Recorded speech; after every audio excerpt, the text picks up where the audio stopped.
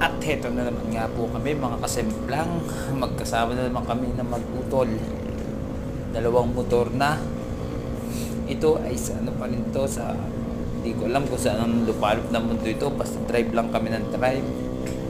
At ang ganda ng tanawin, ang lawak ng daan talaga. Tapos ang mga bankingan talaga namang swak na swak. Pero parting ano pa rin to, Quezon pa rin yata to, o Laguna, hindi ko na malaman. Bahala na kayo. At ito po si Utol ay mukhang may namamataan na medyo mabilis din na motor kasi yung kanya upgraded, modified.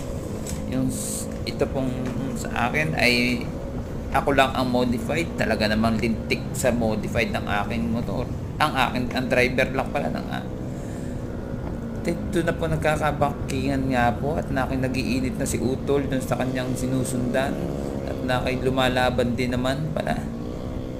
Kaya tatantyahan sila ng kanilang lakas kung magkakagirian at parang nagkakagirian na kaya ako medyo mabol.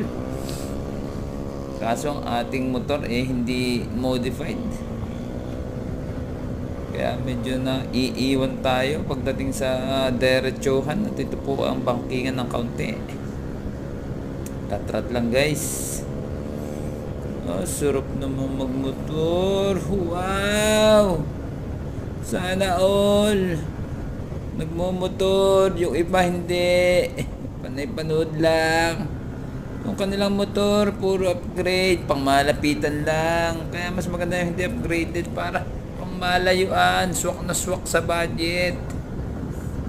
Wow! Ito na po mga kasemplang, nagpipit-pita na yata sila. Hinahabol na ni Utol na nauna sa kanyang, ewan ko, NMAX din yata yun. Para silang NMAX, gamit ko ay Aerox. Aerox para sa hindi babaero. Yung NMAX, mga babaero yung mga yan. Bahala na ka dyan, basta tayo mga kasemplang. Wow! Babangking na naman! Sarap! Wow!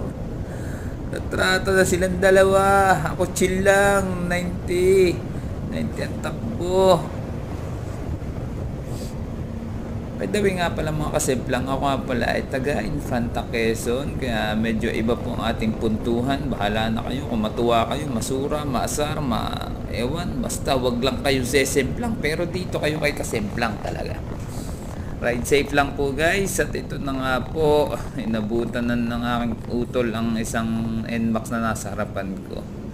Kami po'y kakanan na at diretso na kami ng Pagsanhan. Ride safe guys.